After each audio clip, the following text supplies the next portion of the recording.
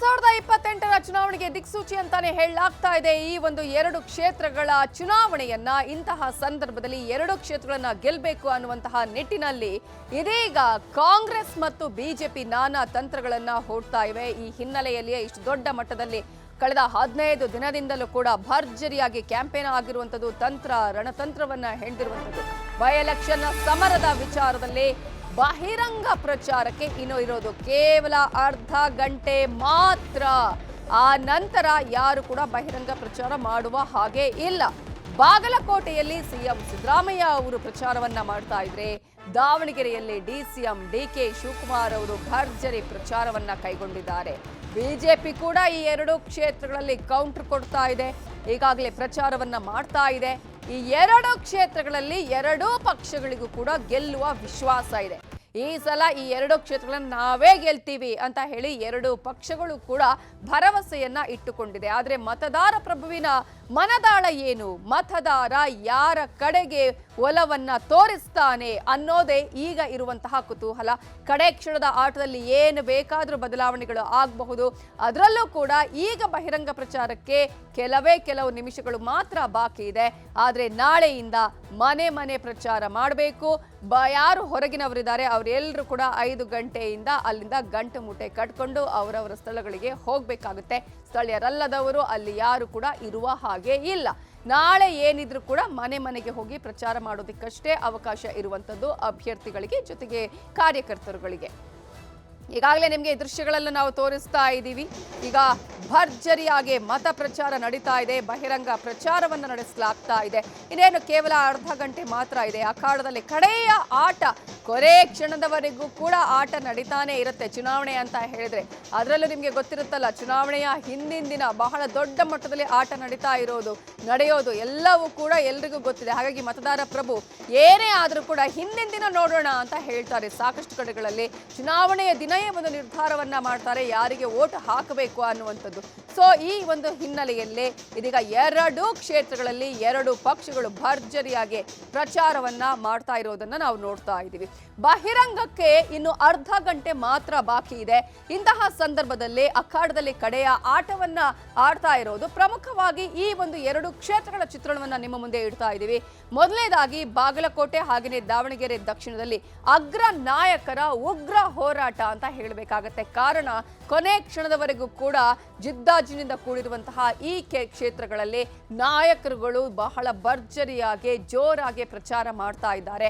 ಬಹಿರಂಗ ಪ್ರಚಾರದ ಅಂತ್ಯಕ್ಕೆ ಇನ್ನು ಕೇವಲ ಅರ್ಧ ಗಂಟೆ ಬಾಕಿ ಇದೆ. 5 ಗಂಟೆಯ ವೇಳೆಗೆ ಎಲ್ಲವೂ ಕೂಡ ಬಹಿರಂಗ ಪ್ರಚಾರ ಮುಕ್ತಾಯ ಆಗಬೇಕು, ಅಂತ್ಯವನ್ನ ಹಾಡಬೇಕು. ಆನಂತರ ಯಾವುದೇ ರೀತಿಯ ಬಹಿರಂಗ ಪ್ರಚಾರ ಮಾಡೋದಕ್ಕೆ ಅವಕಾಶ ಇರೋದಿಲ್ಲ. ಇದೇ ಕಾರಣಕ್ಕಾಗಿ ಕೊನೆ ದಿನದಲ್ಲೂ ಕೂಡ ನಾಯಕರುಗಳು, ಘಟಾನುಘಟಿ ನಾಯಕರುಗಳು ಹೋಗಿ ಪ್ರಚಾರವನ್ನ ಮಾಡ್ತಾ ಇದ್ದಾರೆ. ಯಾಕಂದ್ರೆ ಅವರಿಗೆ ಪ್ರತಿಷ್ಠೆಯ ಪ್ರಶ್ನೆಯಾಗಿದೆ, ತಮ್ಮ ಕ್ಷೇತ್ರಗಳನ್ನ ಉಳಿಸಿಕೊಳ್ಳಲೇಬೇಕು ಅನ್ನುವಂತಹ ಹಿನ್ನೆಲೆಯಲ್ಲಿಯೇ ಈಗ ಸಿಎಂ ಆಗಿರ್ಬೋದು, ಡಿಸಿಎಂ ಪ್ರಚಾರವನ್ನ ಮಾಡ್ತಾ ಇದ್ದಾರೆ.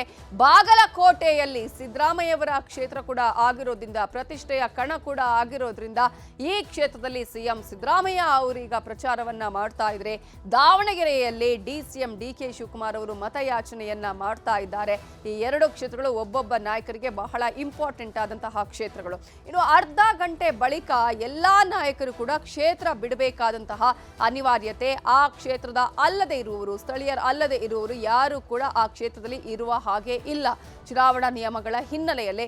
ಹಾಗಾಗಿ ಕೊನೆ ಕ್ಷಣದವರೆಗೂ ಕೂಡ ಬಹಿರಂಗ ಪ್ರಚಾರಕ್ಕೆ ಏನು ಟೈಮ್ ಇರುತ್ತೆ ಅಲ್ಲಿವರೆಗೂ ಕೂಡ ಪ್ರಚಾರವನ್ನ ಮಾಡ್ತಾರೆ. ಆ ನಂತರ ಪ್ರಚಾರವನ್ನ ಮುಗಿಸಿ ಅಲ್ಲಿಂದ ಹೊರಡಬೇಕಾಗತ್ತೆ.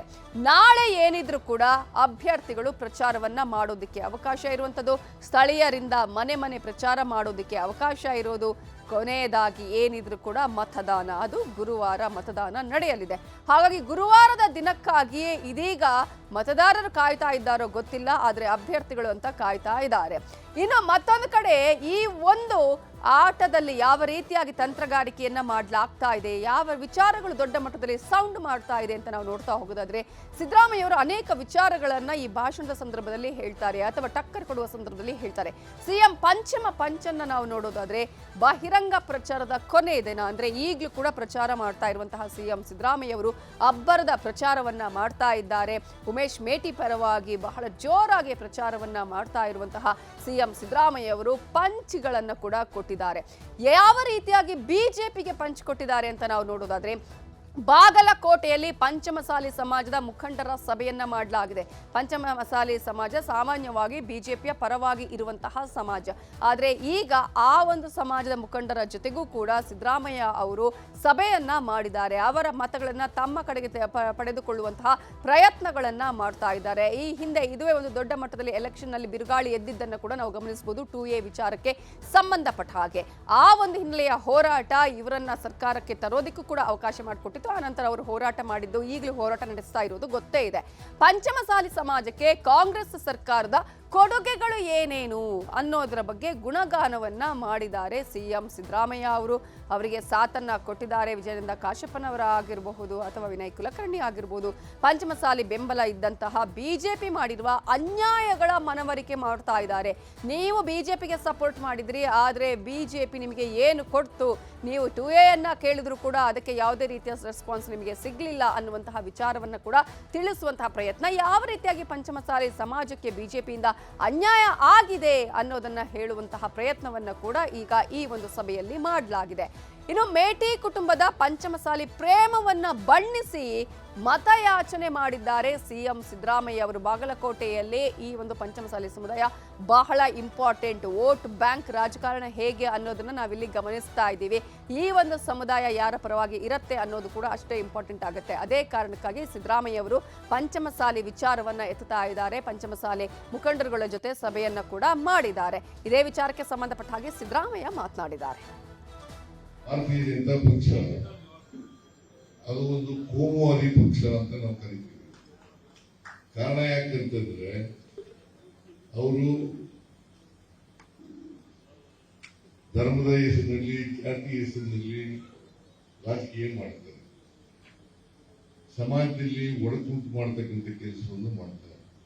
ಯಾವತ್ತೂ ಕೂಡ ಬಸವಣ್ಣನವರ ವಿಚಾರದಲ್ಲಿ, ಬಸವಣ್ಣನವರ ತತ್ವಗಳಲ್ಲಿ, ಆದರ್ಶಗಳಲ್ಲಿ ನಂಬಿಕೆ ಇಲ್ಲ. ಇದನ್ನ ಬಹಳ ಸ್ಪಷ್ಟವಾಗಿ ಭಾರತೀಯ ಜನತಾ ಪಕ್ಷದವರು ಬರೀ ಬಸವಣ್ಣನವರು ಅಷ್ಟಕ್ಕೆ ವಿರೋಧ ಮಾಡಲ್ಲ, ನಮ್ಮ ಸಂವಿಧಾನನೂ ವಿರೋಧ ಮಾಡ್ತಾರೆ. ಸಮಾಜದಲ್ಲಿ ಇರ್ತಕ್ಕಂಥ ಎಲ್ಲ ಬಡವರನ್ನು ವಿರೋಧ ಮಾಡ್ತಾರೆ. ಕಿತ್ತೂರು ರಾಣಿ ಚೆನ್ನಮ್ಮನವರನ್ನ ಆ ಜಯಂತಿ ಮಾಡ್ಲಿಕ್ಕೂ ಕೂಡ ಇವ್ರಿಗೆ ಆಗ್ಲಿಲ್ಲ. ಏನಮ್ಮ, ಕಿತ್ತೂರು ರಾಣಿ ಚೆನ್ನಮ್ಮನವರ ಜಯಂತಿ ಮಾಡ್ಲಿಕ್ಕೂ ನಾನು ಬಂದು ಮಾಡಿದ್ದು ಜಯಂತಿಯನ್ನ. ಚೆನ್ನಮ್ಮನ ವಿಚಾರವನ್ನು ಕೂಡ ಪ್ರಸ್ತಾಪ ಮಾಡಿದ್ರು ಸಿದ್ದರಾಮಯ್ಯ ಅವರು. ಪಂಚಮಸಾಲಿ ಸಮುದಾಯದಲ್ಲಿ ಜನಿಸಿದವರು ರಾಣಿ ಚೆನ್ನಮ್ಮ, ಹಾಗಾಗಿ ಆ ವಿಚಾರವನ್ನು ಕೂಡ ಪ್ರಸ್ತಾಪ ಮಾಡಿ ಮತಯಾಚಿಸುವ ಕೆಲಸವನ್ನ ಮಾಡ್ತಾರೆ. ಅಷ್ಟು ಮಾತ್ರ ಅಲ್ಲ, ಪಂಚಮಸಾಲಿ ಸಮುದಾಯದ ಹೋರಾಟದಲ್ಲಿ ಮುಂಚೂಣಿಯಲ್ಲಿದ್ರು ವಿಜಯನಂದ ಕಾಶಪ್ಪನವರು, ವಿನಯ್ ಕುಲಕರ್ಣಿ ಅವರು ಕೂಡ ಮಾತಾಡಿದ್ದಾರೆ. ನೋಡಿ,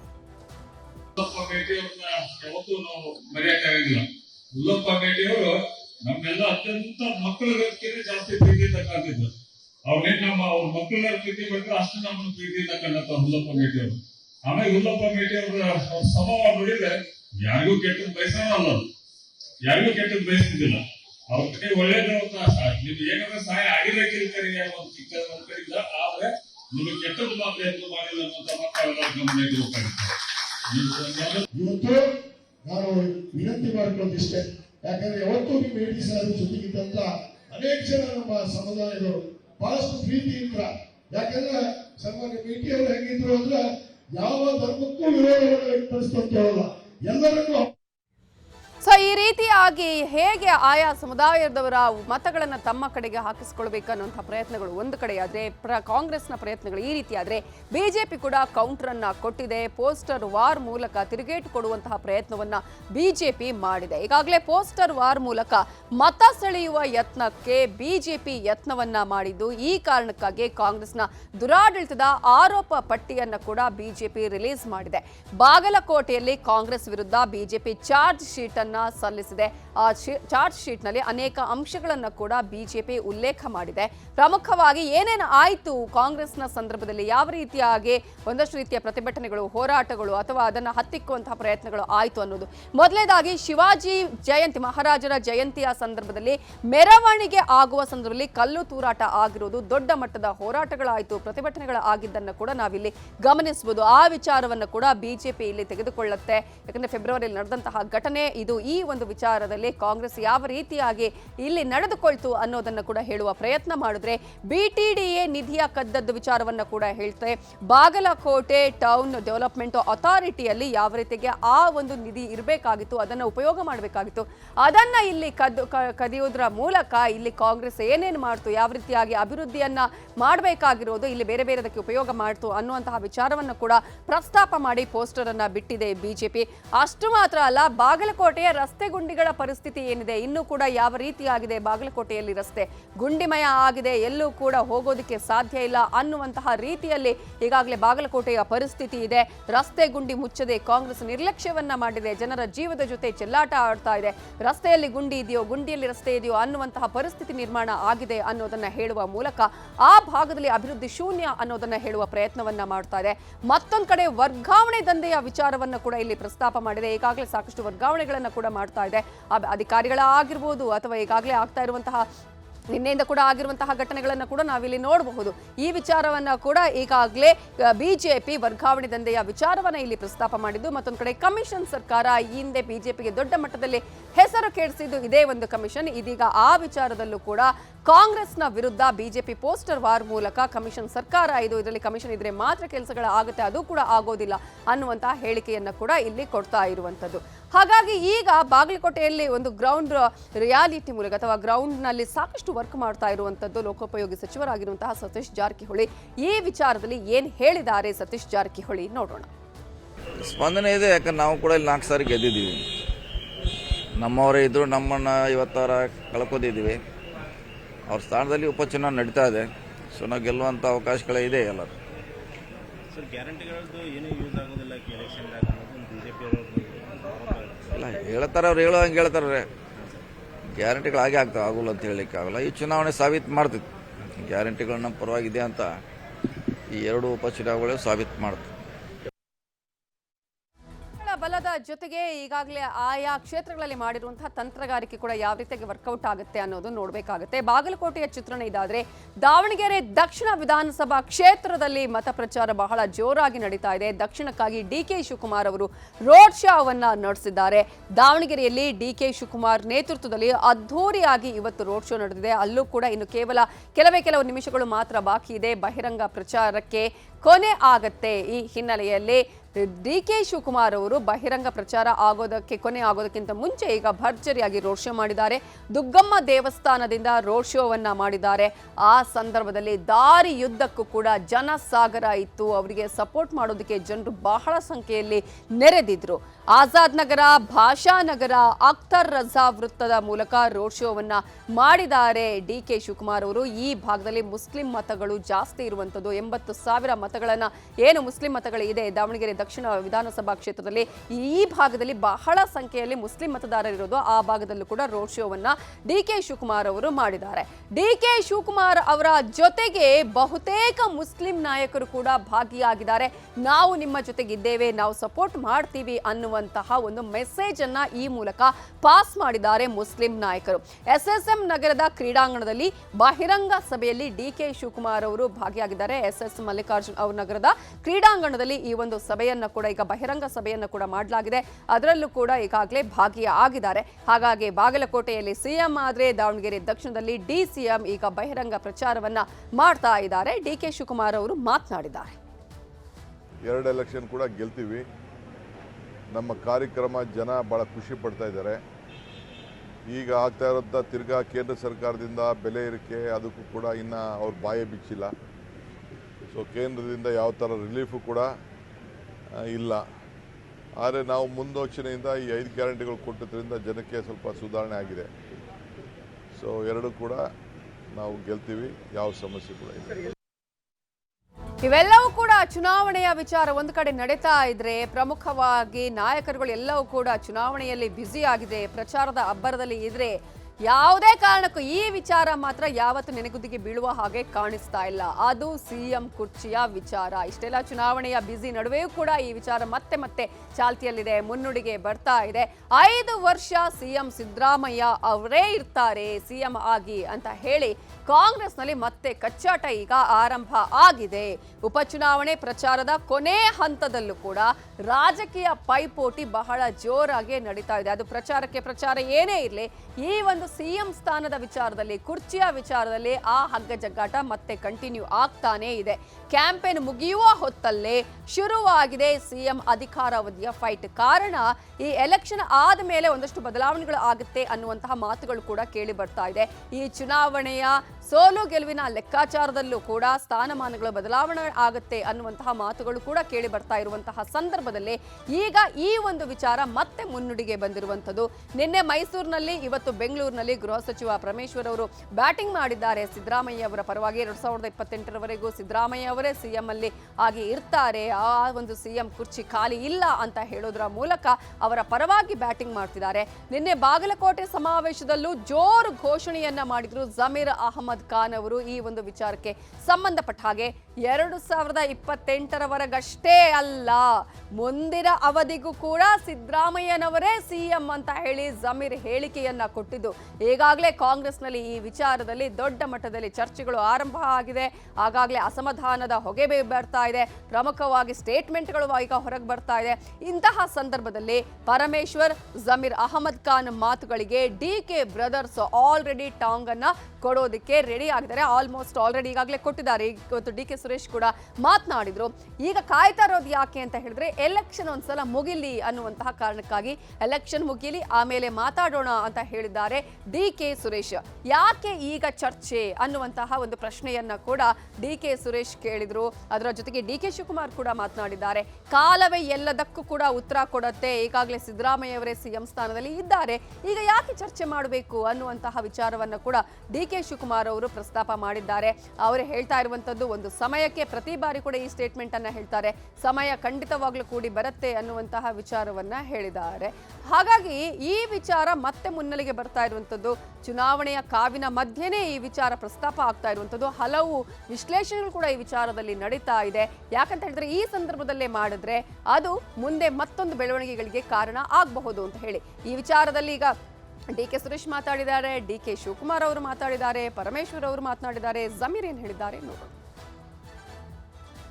ಅವರು 28ವರೆಗೂ ಮುಖ್ಯಮಂತ್ರಿ ಆಗ್ತಾರೆ. 28 ಆದ್ಮೇಲೆ ಜನ ಸುಲಭವಾಗಿ ಅವ್ರು ಬಿಡಲ್ಲ. ಮುಂದೇನೂ ಅವ್ರು ಮುಖ್ಯಮಂತ್ರಿ ಆದ್ರೆ ಆಶ್ಚರ್ಯ ಇಲ್ಲ, ಮುಂದೇನೂ ಮುಖ್ಯಮಂತ್ರಿ ಆದ್ರೆ ಆಶ್ಚರ್ಯ. ದಯಮಾಡಿ ನಿಮ್ಮಲ್ಲಿ ಕೈ ಜೋಡಿಸಿ ನಾನು ಮನವಿ ಮಾಡ್ಕೇಳ್ತೀನಿ. ನಾನು ನೋಡಿದೆ, ಸರ್ ನಾನು ಏನ್ ತಿಳ್ಕೊಂಡಿದ್ದೆ, ನಮ್ಮ ರಾಜ್ಯದಲ್ಲೇ ನಿಮ್ ಜನ ಕೇಳ್ತಾರಂತ. ನಾನು ಕೇರಳ, ಒಂದ್ ನಿಮಿಷ ಇರಿ, ನಾನು ಅಲ್ಲಿ ಕೇರಳಕ್ಕೆ ಹೋಗಿದ್ದೆ ಸರ್. 10 ದಿನ ಕೇರಳ ಇದ್ದೆ ನಾನು. ಕೇರಳದಲ್ಲಿ ಎಲ್ಲೋ ಕೊಚ್ಚಿ ಎಲ್ಲೋದ್ರು ಸಿದ್ದರಾಮಯ್ಯ, ಕೊಚ್ಚಿದಲ್ಲಿ ಹೋಗಿ ಸಿದ್ದರಾಮಯ್ಯ, ಟ್ವೆಂಡ್ರಮ್ ಹೋಗಿ ಸಿದ್ದರಾಮಯ್ಯ, ಕಾಸರಗೋಡು ಹೋಗಿ ಸಿದ್ದರಾಮಯ್ಯ, ಎಲ್ಲೋದ್ರು ಸಿದ್ದರಾಮಯ್ಯ ಸಿದ್ದರಾಮಯ್ಯ ಸಿದ್ದರಾಮಯ್ಯ ಅಂತಾರೆ. ಇವತ್ತು ಮಾಧ್ಯಮ ಸ್ನೇಹಿತರು ಕೇಳಿದ್ರಿ, ಸರ್ ಏನ್ ಸರ್ ಕುಮಾರಸ್ವಾಮಿ ಅವ್ರು ಹಿಂಗಂತಾರಂದ್ರೆ, ಇಲ್ಲ ಸರ್ ಅವ್ರು ಬಹಳ ಹೊಟ್ಟೆ ಕಿಚ್ಚೇನಾಗಿದೆ ಅವ್ರಿಗೆ. ಒಂದ್ 2007ರಿಂದ 8ವರೆಗೂ ಮುಖ್ಯಮಂತ್ರಿ ಇರುವಾಗ ಕುಮಾರಸ್ವಾಮಿ ಪಾಪ್ಯುಲಾರಿಟಿ ಸಿಕ್ಕಿದ್ದು ಸಹಜ, ಅದು ಸಿಕ್ಕಿತ್ತು ಅವ್ರಿಗೆ, ಇಲ್ಲ ಅಂತ ಇಲ್ಲ.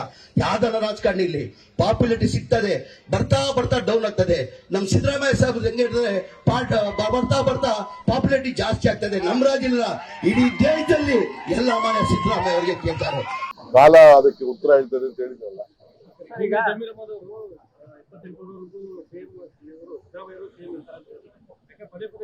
ನಾನು ಬೇರೆಯವರ ಪ್ರಶ್ನೆಗೆ ಉತ್ತರ ಕೊಡಕ್ ತಯಾರಿಲ್ಲ.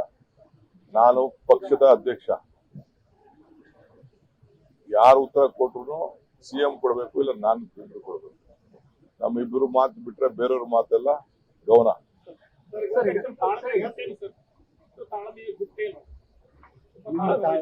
ಕಾಲ ಉತ್ತರ ಹೇಳ್ತದೆ. AICC ಹೇಳ್ಬೇಕು, ಯಾರು ಬದಲಾವಣೆ ಮಾಡೋರು, AICC ಹೇಳ್ಬೇಕು. ಅವ್ರು ಹೇಳಿದಿಲ್ಲ ಅಂತಂದ್ರೆ ನಾವೇ ಊಹೆ ಮಾಡ್ಕೊಳ್ಳೋಣ. ನಾವು ಮಾಡೋವಾಗ ಹೇಳ್ತಾರೆ ಮಾಡ್ತೀವಿ ಅಂತ ಹೇಳ್ತಾರೆ, ಅಥವಾ ಮಾಡದೇನೋ ಹೇಳ್ಬೋದು. ಖಂಡಿತವಾಗಿ ಆಗ್ತಾರೆ, ಯಾಕೆ ಆಗ್ಬಾರ್ದು?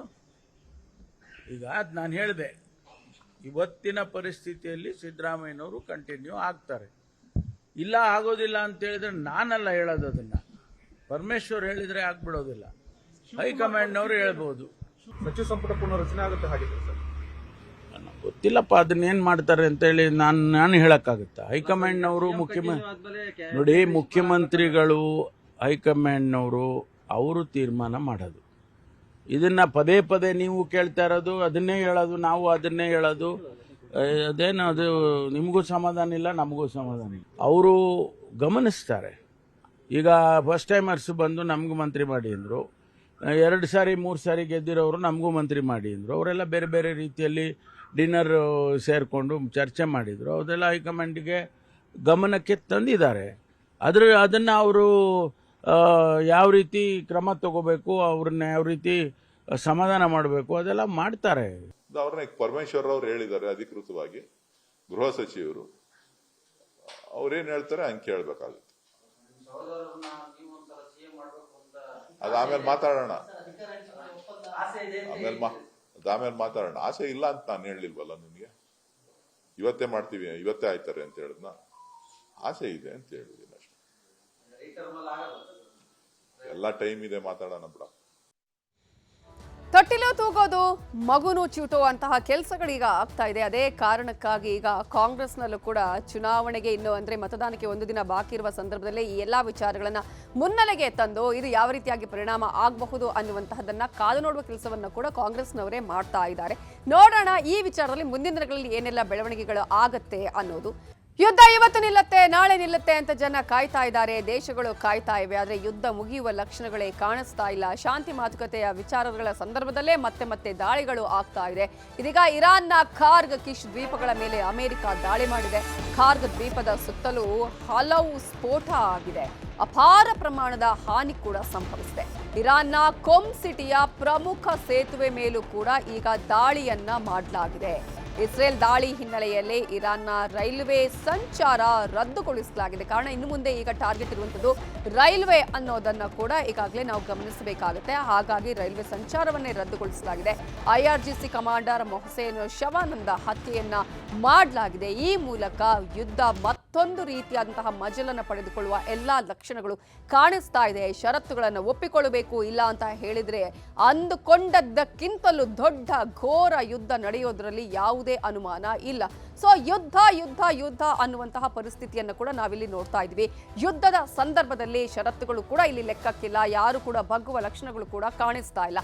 ಹಾಗಾದ್ರೆ ಇದೀಗ ಇರುವಂತಹ ಆಪ್ಷನ್ಸ್ ಏನು ಅನ್ನೋದು ಒಂದು ಕಡೆಯಾದ್ರೆ, ಈಗಾಗಲೇ ಇಸ್ರೇಲ್ನಲ್ಲಿ ಮೊಳಗ್ತಾ ಇದೆ ಸೈರನ್ಗಳು. ಕ್ಷಣಕ್ಕೂ ಆತಂಕವನ್ನ ಉಂಟು ಮಾಡಿದೆ. ಕಾರಣ ಯಾರು ಕೂಡ ಬಗ್ಗುವ ಲಕ್ಷಣಗಳೇ ಇಲ್ಲಿ ಕಾಣಿಸ್ತಾ ಇಲ್ಲ. ಇರಾನ್ನಿಂದ ಸೌದಿ ಅರೇಬಿಯಾದ ಪೆಟ್ರೋಕೆಮಿಕಲ್ ಕಾಂಪ್ಲೆಕ್ಸ್ ಇದೀಗ ನಾಶ ಆಗಿದೆ. ಇರಾನ್ ಈಗಾಗಲೇ ದಾಳಿಯನ್ನ ಕಂಟಿನ್ಯೂಸ್ ಆಗಿ ಮಾಡ್ತಾ ಇದೆ. ಯಾವುದಕ್ಕೂ ಕೂಡ ಇರಾನ್ ಹಿಂದೆ ಮುಂದೆ ನೋಡ್ತಾ ಇಲ್ಲ. ಇನ್ನು ಇಸ್ರೇಲ್ ಮೇಲೆ ಕ್ಷಿಪಣಿಗಳ ದಾಳಿಯನ್ನ ನಿರಂತರವಾಗಿ ಮಾಡಲಾಗ್ತಾ ಇರುವಂತದ್ದು. ಪ್ರಮುಖವಾಗಿ ಈ ಒಂದು ಕ್ಷಿಪಣಿ ದಾಳಿಯಿಂದ ಕಟ್ಟಡಗಳು ನಾಶ ಆಗಿದೆ, ಕಾರುಗಳಿಗೆ ಹಾನಿಯಾಗಿದೆ. ದೊಡ್ಡ ಮಟ್ಟದಲ್ಲಿ ಈಗಾಗಲೇ ಅಪಾರ ಪ್ರಮಾಣದ ನಷ್ಟ ಕೂಡ ಉಂಟಾಗಿರೋದನ್ನ ನಾವು ಗಮನಿಸ್ತಾ ಇದ್ದೀವಿ. ದಕ್ಷಿಣ ಲೆಬನಾನ್ನಲ್ಲಿ ಹೆಜ್ಬುಲ್ಲಾ ಉಗ್ರ ತಾಣಗಳನ್ನ ಕೂಡ ಇಸ್ರೇಲ್ ಈಗ ಉಡೀಸ್ ಮಾಡಿದೆ. ಇರಾನ್ ಒಂದು ಕಡೆ ಮಾಡ್ತಾ ಇದ್ರೆ, ಇಸ್ರೇಲ್ ಮತ್ತೊಂದು ಕಡೆ ಈ ರೀತಿಯಾದಂತಹ ಕಂಟಿನ್ಯೂಸ್ ದಾಳಿಯನ್ನ ನಡೆಸ್ತಾ ಇದೆ. ಇರಾನ್ನ ಅಲ್ಫೋರ್ಜಾ ಮೇಲೆ ಇಸ್ರೇಲ್ ದಾಳಿಯನ್ನ ಮಾಡಿದೆ. ಈ ಸಂದರ್ಭದಲ್ಲಿ 14 ಮಂದಿ ನಾಗರಿಕರು ಕೂಡ ಸಾವನ್ನಪ್ಪಿದ್ದಾರೆ. ಈಗ ಇರಾನ್ನ ಖಾರ್ಗ್ ಕಿಶ್ ದ್ವೀಪಗಳ ಮೇಲೆ ಇಸ್ರೇಲ್ ಮತ್ತು ಅಮೆರಿಕ ಜಂಟಿ ದಾಳಿಯನ್ನ ಮಾಡಿದೆ. ಯಾವುದೇ ಕಾರಣಕ್ಕೂ ಈ ಯುದ್ಧ ನಿಲ್ಲುವ ಲಕ್ಷಣಗಳಂತೂ ಕಾಣಿಸ್ತಾ ಇಲ್ಲ. ಇನ್ನು ಇರಾನ್ನ ಕರಾಜ್ನಲ್ಲಿ ಭಾರೀ ಸ್ಫೋಟ ಆಗಿದೆ.